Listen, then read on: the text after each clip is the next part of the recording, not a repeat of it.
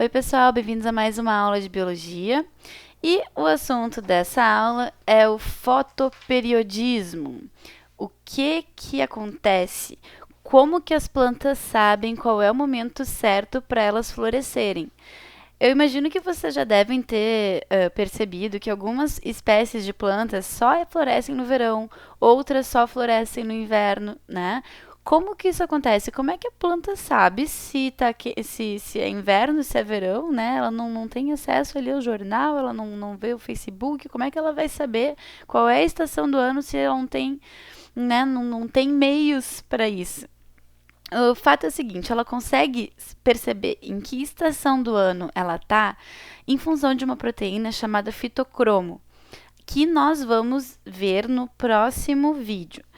Agora, nesse momento, eu preciso que vocês entendam mais ou menos como é que funciona esse tal desse fotoperiodismo e o que é isso. Tá? Um fotoperíodo é o período de luz, né, que existe em um dia, certo? Uma planta que a gente chama de planta de dia curto é uma planta que floresce quando o fotoperíodo, né, o período de luz, ele é pequeno em relação ao período de noite, né?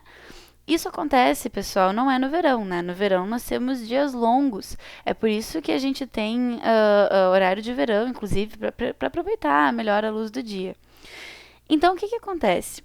Plantas de dia curto, que a gente chama de plantas de dia curto, elas costumam a florescer na estação do inverno, certo?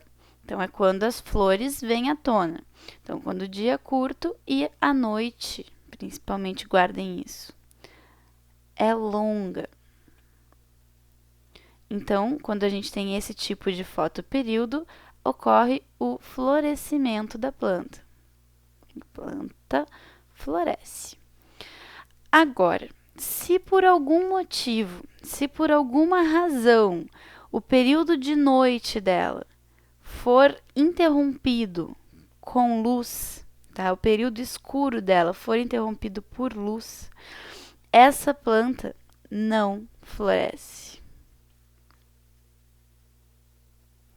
tá? E o motivo disso se explica em função do funcionamento dos fitocromos, tá? Essa proteína que ela precisa de um certo período de luz, de escuro, né? Ela precisa de uma noite longa para sinalizar para a planta que ela está no inverno. Se esse período de escuro aqui ele é interrompido, tá? A planta não consegue perceber que o inverno chegou e, portanto, ela não floresce, tá?